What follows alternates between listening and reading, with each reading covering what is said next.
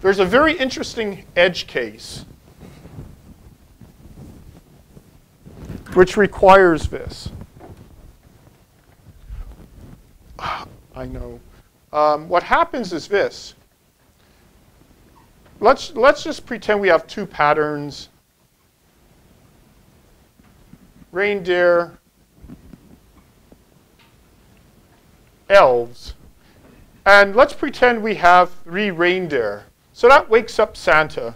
So, and let's pretend that let's pretend there's 8 reindeer here. But however, this completes.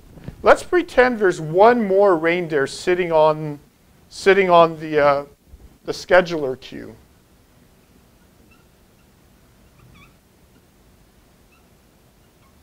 However, Santa is sitting over here. So what happens, this 9th reindeer runs. Now the count is 9. There are now 9 reindeer and 3 elves. However, it was this that originally put Santa on the queue. Now, our new situation is this. By the time Santa wakes up, he has to make a choice because that condition occurred. Does that sort of make sense to you? So when you make the choice, is that you can't do something with the other resource? Is that for like some specified period of time? No, it's just a case of it's just a quirk of scheduling that these threads are being put to sleep, they're being woken up, conditions change. Maybe it's microseconds, but by the time Santa wakes up, the condition has changed. Well, there is a Santa thread in this, yes. Okay, let's go to the lessons learned. Well, I learned a few lessons there, but really it turns out that the Santa Claus problem isn't a real stress tester of joining patterns. The real stress tester is dining philosophers. Unfortunately, I have no time to get into that. Right now, because I took a lot of shortcuts, the prototype still isn't prime time. I still have to do a few things, but I may still put it up if people want to look at it. A part of when I wrote, when I initially wrote Dining Philosophers, it didn't work.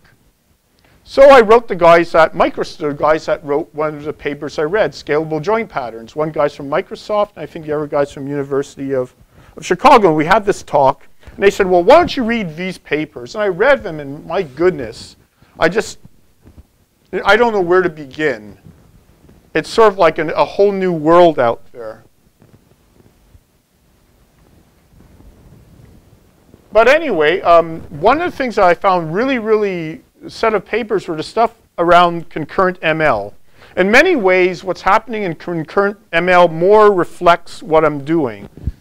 But anyway, one thing that really interested me is there's a notion in concurrent ML of a guard. It's like a decorator. You can decorate an event, meaning basically you're going to wait until whatever happens. Sort of like a sensor is a temperature is greater than 100. Proceed.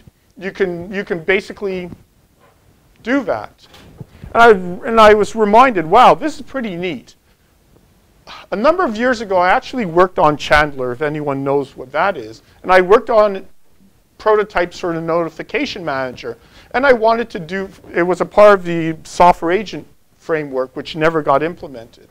And I was doing stuff like, I wanted to put things like this in it.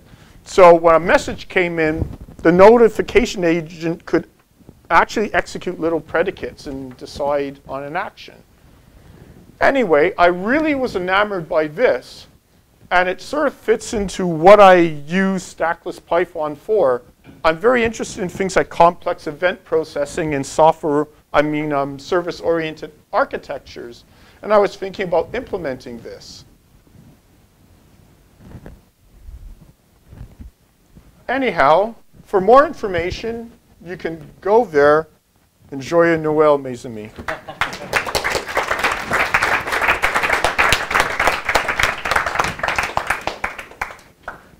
Well, on these, thank you. Okay. And on these good words, joyeux Noël on behalf of all the Montreal-Python team. C'est ce qui met fin à notre saison 2011.